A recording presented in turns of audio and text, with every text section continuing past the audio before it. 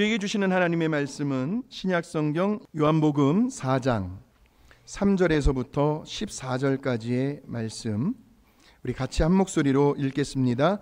유대를 떠나사 다시 갈릴리로 가실새 사마리아를 통과하여야 하겠는지라. 사마리아에 있는 수가라는 동네에 이르시니 야곱이 그 아들 요셉에게 준 땅이 가깝고 거기 또 야곱의 우물이 있더라. 예수께서 길 가시다가 때가 6시쯤 되었더라. 사마리아 여자 한 사람이 물을 기르러 왔음에 예수께서 물을 좀 달라 하시니 이는 제자들이 먹을 것을 사러 그 동네에 들어갔음이로라. 사마리아 여자가 이르되 당신은 유대인으로서 어찌하여 사마리아 여자인 나에게 물을 달라 하나이까 하니 이는 유대인이 사마리아인과 상종하지 아니함이로라. 예수께서 대답하여 이르시되 네가 만일 하나님의 선물과 또 내게 물 좀 달라 하는 이가 누구인 줄 알았더라면 네가 그에게 구하였을 것이요 그가 생수를 내게 주었으리라. 여자가 이르되 주여 물 기를 그릇도 없고 이 우물은 깊은데 어디서 당신이 그 생수를 얻겠사옵나이까. 우리 조상 야곱이 이 우물을 우리에게 주셨고 또 여기서 자기와 자기 아들들과 짐승이 다 마셨는데 당신이 야곱보다 더 크니까. 예수께서 대답하여 이르시되 이 물을 마시는 자마다 다시 목마르려니와 내가 물을 마시는 자는 영원히 목마르지 아니하리니 내가 주는 물은 그 속에서 영생하도록 솟아나는 샘물이 되리라. 아멘. 마이크 소리 어떠십니까? 조금만 올려주시면 감사하겠습니다. 조금만 키워주시고요. 자, 이 본문의 말씀을 가지고 저는 예수님을 만나보십시오. 예수님을 만나보십시오라는 제목으로 하나님 말씀 나누길 원합니다. 자, 우리가 읽었던 이 본문의 내용을 보게 되면, 자, 3절입니다. 유대는 팔레스타인 지도를 보시게 되면 남쪽 지방입니다. 주로 이제 광야로 이루어져 있어서 유대 광야라는 말이 많이 나오죠. 그 지역을 떠나시고 이제 이 갈릴리는 북쪽 지역에 있는 주로 산지가 많아요. 그 갈릴리로 예수님께서 이동을 하시는 중이었어요. 그런데 뭐 요즘처럼 교통수단이 없잖아요. 걸어서 가셔야 하는데 그 여행길이 우리 예수님께서 좀 너무 많이 지치셨나 봐요. 좀 많이 피곤하셨던가 봐요. 그 중간 지점인 사마리아 지역에 있는 한 수가라 하는 한 동네로 들어가십니다. 그리고는 거기에서 어떤 한 여인을 만나게 되죠. 근데 자세히는 모르지만 그동안 이 여인이 살아온 그 인생의 스펙을 보면 뭐 그리 별로 그다지 썩 좋은 배경을 갖고 있지는 않았던 여인이었어요. 왜냐하면 무엇보다도 혈통적으로 유대인들의 그 정통의 피가 흐르고 있질 않았습니다. 우리 한민족의 피라고 그러잖아요. 근데 이 사마리아인들은 아수르라는 그 이방 민족의 피가 이렇게 섞여 있다고 해가지고 유대인들이 참 많이 괄시를 했습니다. 상종을 하지 않았어요. 그래서 유대인들의 입장에서 보면 별로 달갑지가 않았습니다. 말을 섞거나 이렇게 좀 대화도 하고 싶지를 않았어요. 그래서 유대인들은요, 사마리아 사람들을 멸시하고 천대시 여기고 아예 사람 취급을 하지 않았던 겁니다. 그러니까 그 당시, 우리 예수님 당시 유대 사회에서는 언제나 소외될 수밖에 없는 그런 여인이었습니다. 뿐만 아니라 그녀는요, 요한복음 4장을 읽어보시면 결혼을 몇 번 했다라고까지 나와요. 한두 번도 아니고 무려 몇 번이요? 5번씩이나 결혼을 한 경험이 있었어요. 근데 또 사실 어떻게 보면 지금 그녀와 함께 동거하고 있는 그 남자도요, 제대로 된 남편이라고 볼 수 없을 정도로, 그러니까 서로가 같이 살지만 마음을 주지 못하고 있었다는 거죠. 남편의 사랑을 받지 못하고 있었습니다. 여자는 남자의 사랑을 먹어야 하잖아요. 그러니 얼마나 인생이 불행했겠습니까? 그러다 보니 이 여인에게서 자연적으로 어떠한 현상이 나타나게 되었느냐면 언제부터인가 사람을 만나는 것이 두려워지게 된 거예요. 왜 그랬을까요? 당연히 지금 자신의 모습이 변변치 못하니까요.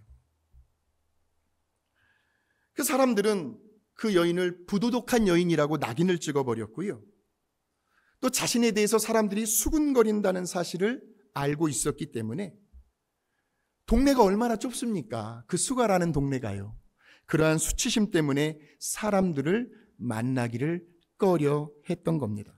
자, 그 증거가 6절에서 7절에 나와요. 자, 한번 확인해 보실까요? 자, 6절에서 7절 시작. 거기 또 야곱의 우물이 있더라. 예수께서 우물 곁에 그대로 앉으시니 내가 6시쯤 되었더라. 사마리아 여자 한 사람이 물을 기르러 왔음에 예수께서 물을 좀 달라 하시니 그랬어요.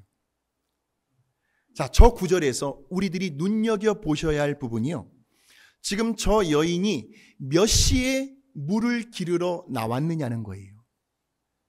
몇 시죠? 때가 6시쯤 되었더라. 그러니까 성경에 나오는 시간은 유대인들이 사용하는 시간이잖아요. 오늘날 우리들이 사용하는 시간으로 환산을 해보면 플러스 6을 하셔야 합니다. 그러면 낮 12시죠. 하루 중 가장 뜨겁고 더울 때. 무슨 말이에요? 사람들이 뜸한 시간. 거의 이 시간에 나가면 사람들이 없을 것이다 라고 하는 그 시간에 이 여인이 물을 기르러 나왔다는 거죠. 이유는 당연히 사람들과 마주치기 싫어서요. 그래서 그날도 이제 여느 때와 마찬가지로 아무도 없을 줄 알았거든요. 그래서 이제 우물가로 나갔어요. 그런데 막상 가서 보니까 한 30대 초반으로 보이는 한 젊은 청년이 우물가 곁에 앉아 쉬고 있는 거예요. 당연히 우리 예수님이셨죠. 우리 예수님이 30살에 공생의 사역을 시작하시고 33살에 십자가에 달려 돌아가셨으니까 30대 초반 아닙니까? 그래서 예수님께서 길 가시다가 피곤하여 우물 곁에 그대로 앉으시니 그랬어요. 저는 저런 예수님을 좀 깊이 묵상을 해보았습니다. 그러면서 우리 예수님이요, 왠지 더 이렇게 가깝게 이렇게 느껴지더라고요. 우리 예수님이 왠지 더 친근하게 느껴지더라고요. 왜냐하면 우리 예수님도 우리들과 똑같이 피곤함을 느끼셨구나. 피곤하여 그랬어요. 하나님이신 예수님이 어떻게 피곤할 수가 있어요? 우리 예수님도 피곤하셨다는 거예요. 지치실 때가 있으셨다는 거죠. 저와 여러분처럼. 목이 마르실 때도 있으셨다는 거죠. 그러니까 무슨 말이냐면 하나님이신 우리 예수님께서도 이 땅에 완전한 인간의 모습으로 오셨다라는 것을 표현해 주고 있는 거예요. 피곤하셨다는 것을. 다시 말하면 오늘날 저와 여러분이 흔히 겪을 수 있는 우리들의 그 연약함들이 다 있으시잖아요. 겉으로 표현은 안 하셔도 말 못할 고충들을 다 갖고 계시잖아요. 젊든 연세가 있든 우리들의 그 부족함을 우리 예수님도 우리와 똑같이 친히 겪으셨다는 이야기입니다. 예수님도 속상하실 때가 있으셨고요. 우리 예수님도 막 화를 내실 때도 있으셨어요. 성전에서 매매하는 장사치들을 보면서요. 상을 막 뒤집어 엎으셨어요. 눈물 젖은 빵을 먹어본 사람이 배고픈 사람의 그 심정을 안다라는 말이 있죠.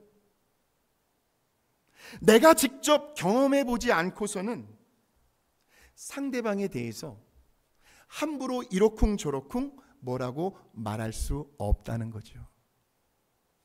내가 겪어보지 않고서는 그 사람의 그 아픈 심정, 그 괴로운 심정을 어떻게 다 헤아릴 수가 있겠습니까?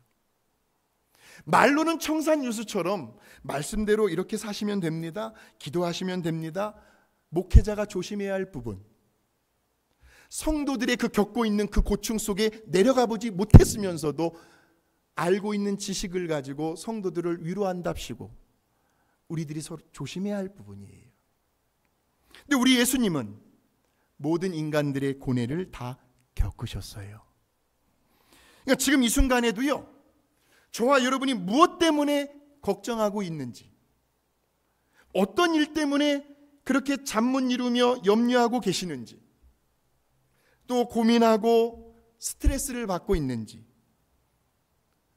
지금 이렇게 예배당에 나와 있지만 우리들의 마음의 상태가 어떠한지, 우리의 그 속상한 그 괴로운 감정들, 그 아픔과 고뇌들, 우리들의 삶의 현장에서 내일도 모레도 치열하게 또 부딪히며 살아갈 수밖에 없는 그 여러 다양한 문제, 고통들까지도, 뿐만 아니라 현재 우리들이 어떤 기도 제목을 가지고 하나님 앞에 간절히 부르짖고 있는지를 우리 예수님은 너무나도 잘 알고 계신다는 거죠. 왜? 우리 예수님도 이 땅에서 우리들처럼 직접 다 경험을 하셨으니까요.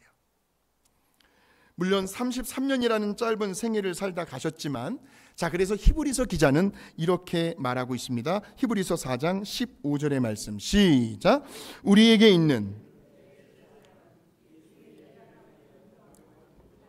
모든 일에 우리와 똑같이 시험을 받으신 이로되. 자, 보세요.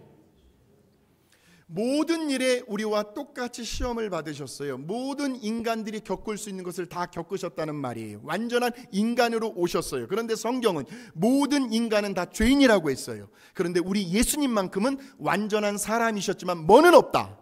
죄는 없으셨다는 거죠. 그래서 우리를 구원하실 수가 있는 거예요. 예. 그래서 우리 예수님은 전지하신 거죠. 자, 보세요. 모든 일에 우리와 똑같이 시험을 받으셨다는 거죠. 이 땅에서 경험할 수 있는 모든 일들을 다 겪어보셨다는 말씀입니다. 그래서 예수님을 전지하신 하나님, 전지하신 예수님, 모든 것을 다 알고 계신다는 거죠. 그러니 사랑하는 성도 여러분, 보세요.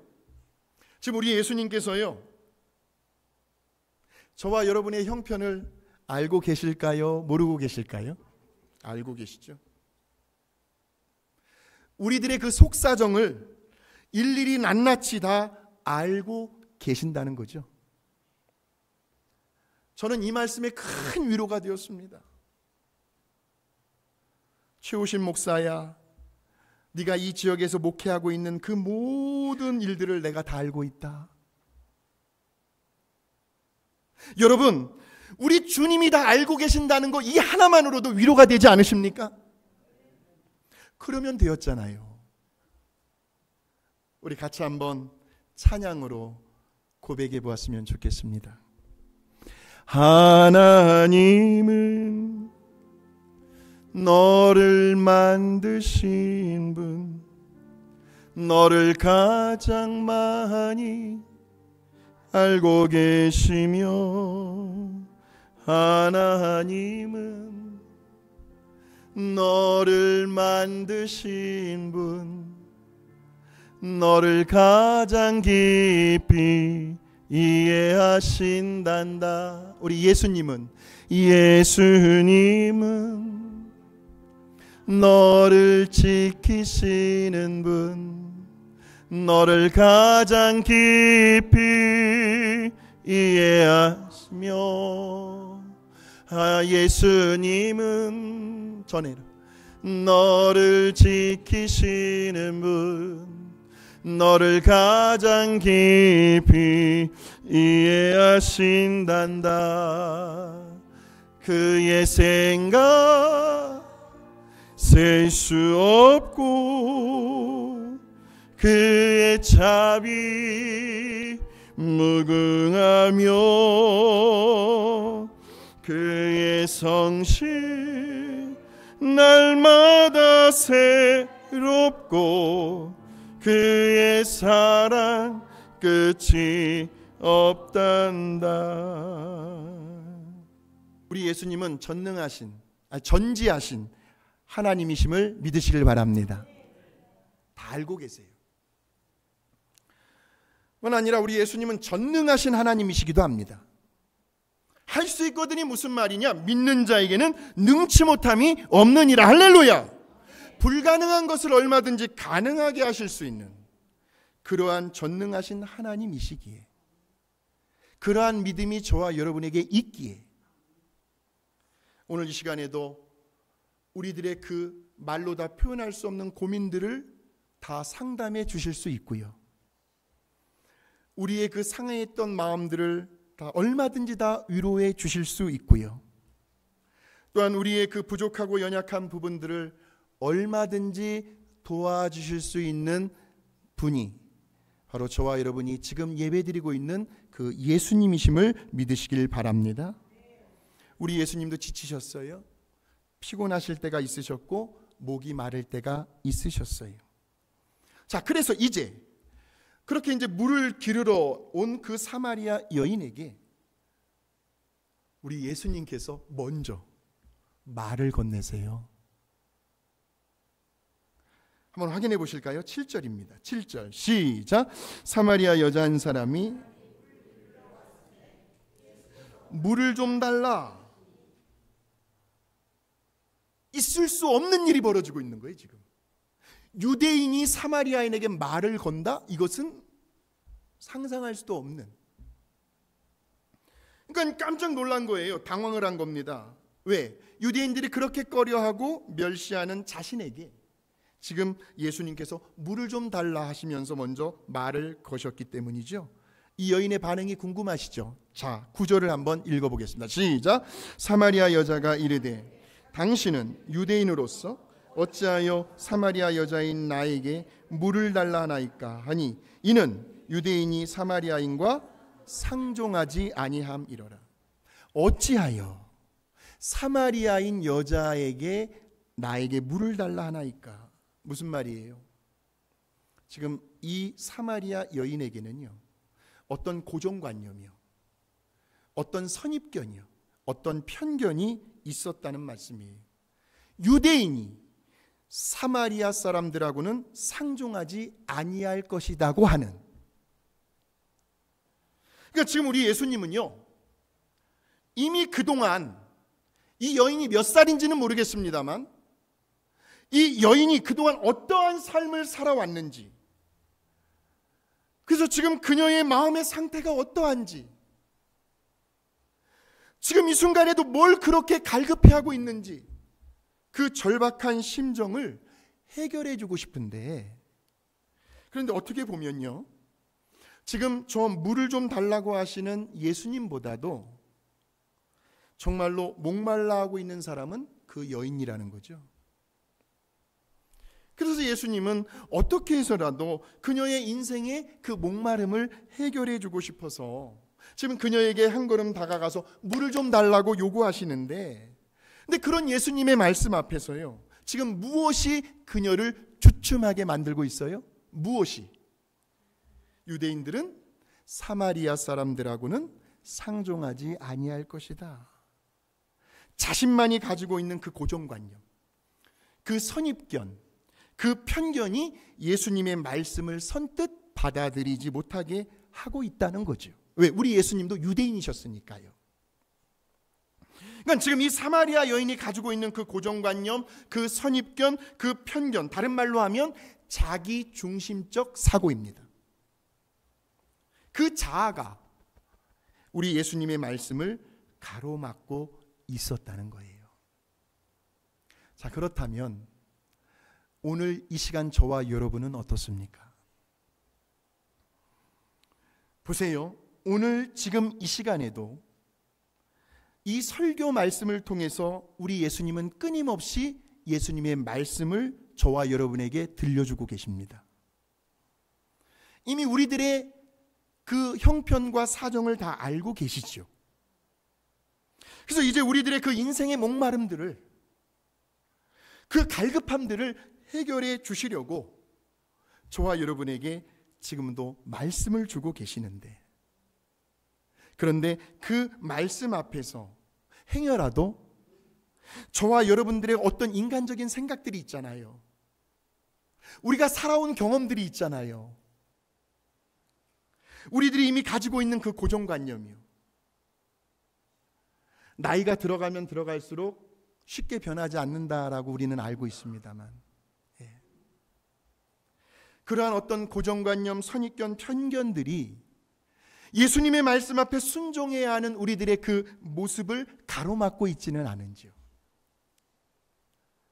여기 서 있는 저부터도 먼저 우리 자신을 돌아보게 되는 거죠. 보세요. 우리 예수님께서요, 게네사렛 호숫가를 거니실 때에 배에서 내려서 그물을 씻고 손질하고 있는 시몬 베드로를 만나시잖아요. 그리고는 베드로에게 하시는 말씀이, 베드로야, 깊은 데로 가서 그물을 내려 고기를 잡아봐라 했단 말이에요. 근데 이 말은 누가 보아도 상식에 어긋나는, 이치에 벗어나는 말이거든요. 베드로의 직업이 뭐였죠? 어부였잖아요. 수년 수십 년 동안 어부 생활을 해오면서 고기가 언제 제일 많이 잡힐 때를 누구보다도 잘 알고 있었던 베드로잖아요. 그런데 예수님은 고기가 가장 없을 그 시간에 깊은 데로 가서 그물을 내려 고기를 잡으시라는 거예요. 만약 베드로가 예수님 앞에서 자신의 어떤 체면, 자신의 어떤 자존심을 앞세우면서요, 내 직업이 어부입니다, 예수님 저보다도 이 바다 호수에 대해서, 물고기의 생태에 대해서 잘 아십니까? 그런 어떤 고정관념, 편견, 어떤 선입견에 사로잡혀서 자기중심적인 사고방식이요, 어부로서의 자신의 스펙과 경험을 내세웠더라면 베드로는 지금 예수님의 이 말씀에 콧방귀를 꼈을 겁니다. 예수님이 뭘 하셔요? 예수님 지금 무슨 말씀을 하시는 거예요? 이 시간에는 깊은 데로 가보았자 고기 한 마리 없을 때예요. 어제 저녁부터요 제가 밤새도록 그물을 내려보았는데 저 살다요, 참나, 나 이렇게도 고기 한 마리도 못 잡고 허탕 쳐본 적은 세상에 없었습니다. 아침에는 고기가 나오질 않아요. 그런데 지금 무슨 고기가 있겠습니까?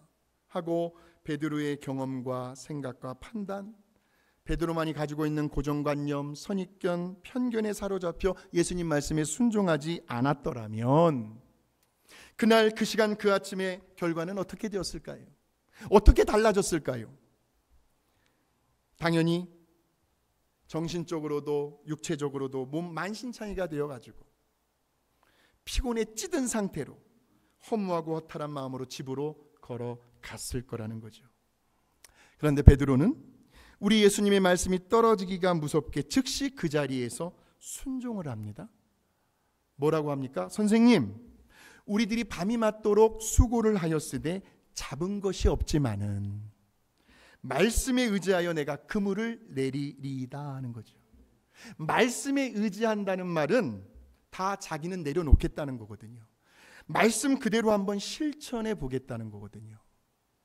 오늘 우리 예수님께서요, 저와 여러분에게 때로는 말씀을 통해서요, 아니면 여러분들이 개인적으로 성경 통독을 하시면서 하나님의 말씀을 읽고 묵상을 하실 때에 때로는 그 말씀을 붙들고 하나님 앞에 진지한 자세로 대화하듯이 기도를 하는 가운데 때로는 우리 주변에요, 한번 돌아보세요. 신실한 믿음의 사람들이 얼마나 많이 있는지, 기도하는 일꾼들이 얼마나 많이 있는지, 우리 목사님, 사모님도 계시고 우리 장로님들, 권사님들, 우리 집사님들, 서로가 어떤 권면의 말을 해줄 때에 그 말을 통해서 그러네? 나에게 어떤 생각이 들어올 때, 어떤 감동과 깨달음이 주어질 때 이미 우리들이 가지고 있는 그 고정관념, 그 선입견, 편견에 사로잡히는 것이 아니라 그냥 그저 단순하게, 그냥 순수하게, 그러면서도 담대하게 믿음으로 한번 순종해 보라는 거죠. 물을 좀 달라 하면 그냥 주면 되잖아요. 그런데 안타깝게도 이 여인은 물을 좀 달라고 하는 그 예수님의 말씀 앞에서 순간 주춤을 한 거죠. 뭐 때문에요? 민족적인 편견 때문에, 고정관념 때문에. 자, 그러자 이제 그렇게 막 머뭇거리고 있는 그 사마리아 여인에게 예수님께서 이렇게 말씀을 하십니다. 자, 10절의 말씀 같이 시작. 예수께서 대답하여 이르시되 네가 만일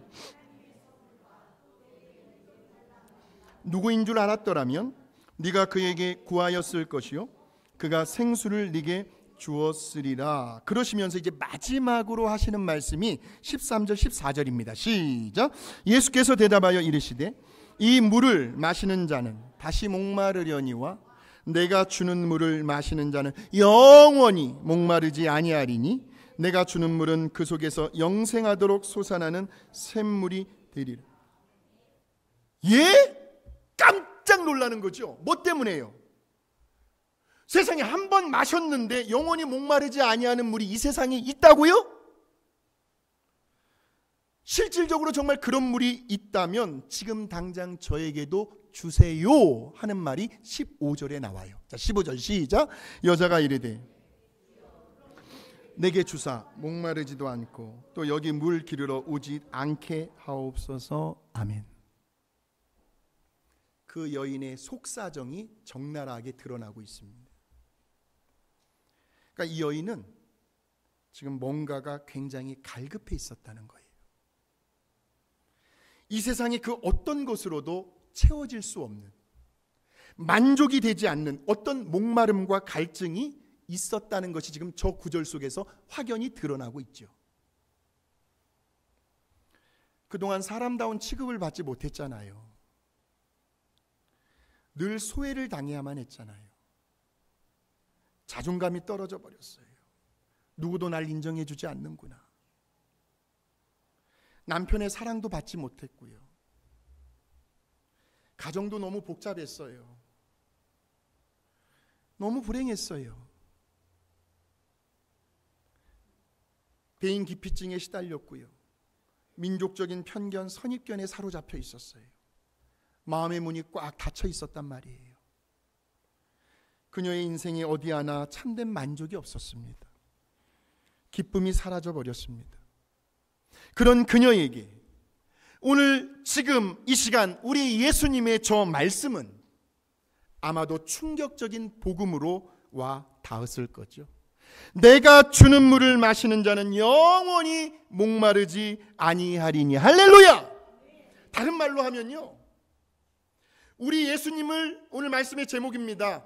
정말 진심으로 인격적으로 만난 사람은 이라는 뜻이에요. 오순절 마가의 다락방에서요 120명의 제자들이요 한마음 한뜻이 되어 합심으로 기도할 때에 그 자리에 성령께서 바람같이 불같이 임하면서 120명의 제자들이 다 그 자리에서 꼬꾸라져 버렸어요. 가슴을 쥐어뜯으며 땅을 치며 하나님 앞에 회개하면서 주여, 지금까지 내 인생 내 마음대로 내가 중심이 되어 살아왔던 것을 회개합니다. 이 시간 주님을 내 구주로 모셔드립니다. 앞으로의 나의 인생의 주인이 되어주셔서 예수님 인도하시는 말씀 앞에 순종하며 따라가겠나이다. 이런 사람들을 예수님을 인격적으로 만났다라고 하는 거죠. 그런 사람은 그의 인생 가운데 목마름이 있을 수 없다는 이야기입니다. 왜? 우리 예수님 한 분만으로 모든 것이 다 충분하니까요. 여러분 정말 괴로울 때요 다른 누군가에게 위로받으려고 하지 마시고요 우리 예수님만을 바라보고 예수님만을 생각하시길 바랍니다. 그럼 예수님에게서 진정한 위로를 받으실 수가 있어요. 예수님이 다 알고 계시는데요, 또 그것을 다 해결해 주실 수 있는 충분한 능력이 있으신데요. 오늘 저와 여러분을 이 거룩한 예배의 자리로 불러주신 우리 예수님은 우리들의 그 삶의 문제, 우리들의 그 고민, 우리들의 그 아픔을 누구보다도 친히 피부로 느끼고 계시며 알고 계십니다. 뿐만 아니라 우리들의 그 속사정을 다 듣고 싶어 하십니다. 남편에게, 아내에게도, 자식들에게도 말씀하지 마시고 그 속사정을 알고 계시는 예수님께만 한번 아뢰어 보십시오. 또한 우리가 말씀을 듣는 중에요, 또 말씀을 읽고 묵상하는 중에, 또 하나님 앞에 기도하시는 중에 파라클레토스잖아요. 성령이, 인격자이신 성령님께서 우리의 지정의, 지정의를 주관하시고 다스리신단 말이죠. 그럴 때에 우리들에게 어떤 생각과 어떤 깨달음과 어떤 감동을 주실 때에 우리 예수님은 저와 여러분이 아무런 편견 없이 어떤 고정관념과 선입견에 사로잡히지 않고 오직 믿음과 순종으로 반응하기를 원하신다는 말씀이죠. 바로 이러한 예수님을 오늘도 꼭 만나셨고 마음속에 모셔서 이번 한 주간도 그 주님과 함께 동행하시며 살아가십시오. 여러분의 삶의 일터에 훈련하는 그 장소에 우리 예수님께서 매 순간 분 1초마다 함께 하실 것입니다. 그 예수님 안에서 참된 기쁨과 평안을 만족을 누리시고 순간순간마다 감사하면서 그렇게 살아가는 저와 여러분이 되시기를 주님의 이름으로 축원합니다.